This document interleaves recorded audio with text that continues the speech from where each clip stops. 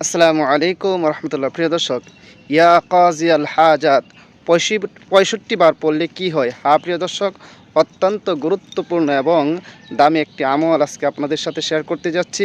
সেটা একেবারেই সহজ। সেটা হচ্ছে ইয়া কাজিয়াল হাজাত। যদি 65 বার পড়া হয় তাহলে কি হয় এবং কখন করতে হবে, বিস্তারিত আলোচনা আমি এই ভিডিওর মাঝে করব এবং কত উপকারী এবং দামি আমল ভিডিও শেষ হলেই বুঝতে পারবেন। প্রিয় দর্শক, সেই বিষয়টা শুরু করার আগে আপনাদের কাছে একটা রিকোয়েস্ট, যারা আমার চ্যানেলের মধ্যে নতুন আছেন অবশ্যই চ্যানেলটি সাবস্ক্রাইব করে পাশে থাকা বেল আইকনটি বাজিয়ে দেবেন। প্রিয় দর্শক, কি বলেছি? ইয়া কাজিয়াল হাজাত 65 বার পড়লে কি হয়। হ্যাঁ প্রিয় দর্শক, সেটা কখন করবেন আমরা সেই বিষয়ে আলোচনা শুরু করে দিই অন্য কোনো কথা না বলে। যে প্রত্যেক দিন ফজরের নামাজের পরে 65 বার এবং মাগরিবের নামাজের পর 65 বার, এবং এটা পড়ার আগে আপনি পবিত্র হয়ে নেবেন, উজু করে নেবেন যদি উজু না থাকে। এরপর আপনি গনে গনে 65 বার পড়বেন। উজু করার পর পবিত্র হওয়ার পর সর্বপ্রথম 3 বার ইস্তিগফার পড়বেন, আস্তাগফিরুল্লাহ রাব্বি মিন কুল্লি যামবি ওয়া আতুবু ইলাইহি লা হাওলা ওয়ালা কুওয়াতা ইল্লা বিল্লাহি আলিয়্যিল আযীম। 3 বার ইস্তিগফার পড়ার পর এরপর 3 বারে যে কোনো দরুদ শরীফ পারেন পড়ে নেবেন। আমি দরুদ ইব্রাহিম পড়তেছি।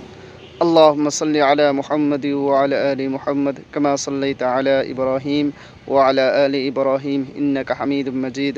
আল্লাহুম্মা বারিক আলা মুহাম্মাদ ওয়া আলা আলি মুহাম্মাদ কামা বারাকতা আলা ইব্রাহিম ওয়া আলা আলি ইব্রাহিম ইন্নাকা হামিদুম মাজিদ।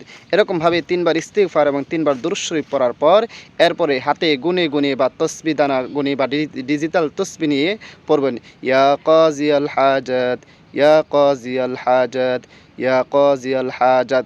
গনে গনে 65 বার পড়বেন। পড়ার পরে আবারও শেষে আর এই ফজলুর রহমান কি না করেছে, তার কি কাজগুলো এই ছবির মধ্যে দেখেন আপনারা। এই ফজলু 1991 সালে কিশোরগঞ্জ 3 আসন নির্বাচনে করেছে আওয়ামী লীগের পক্ষ থেকে।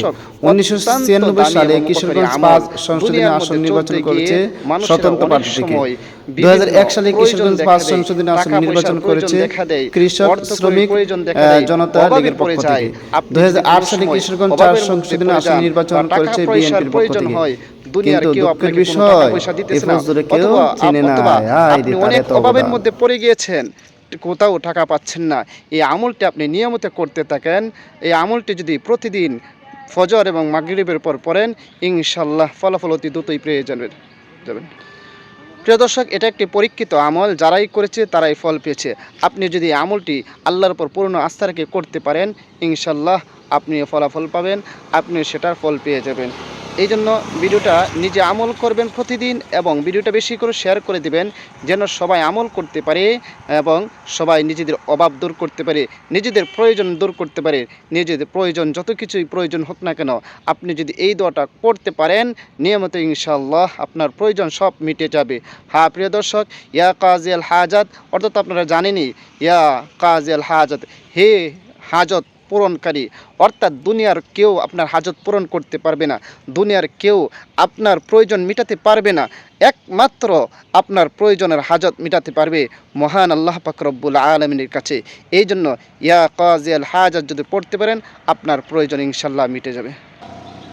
প্রিয় দর্শক, আর বেশি কথা না বেরিয়ে সংক্ষিপ্তভাবে এটাই বললাম যে প্রতিদিন ফজর এবং মাগরিবের পরে 65 বার যদি আপনি ইয়া কাজিয়াল হাজাত পড়তে পারেন, তাহলে আপনার যত প্রয়োজন থাকুক না কেন সবগুলো ইনশাআল্লাহ আল্লাহ পাক রব্বুল আলামিন কুদরতিভাবে